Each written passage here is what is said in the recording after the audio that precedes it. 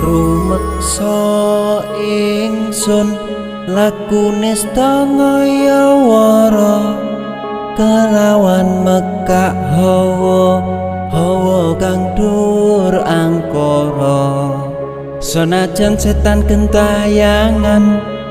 tansah gawe rupeda hingga pupusing jaman hametek ingsun nyirep geni wisamurka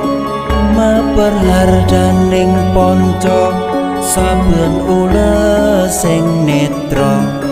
linambaran sih kawelasan ingkang paring kamulyan Sang Hyang Jati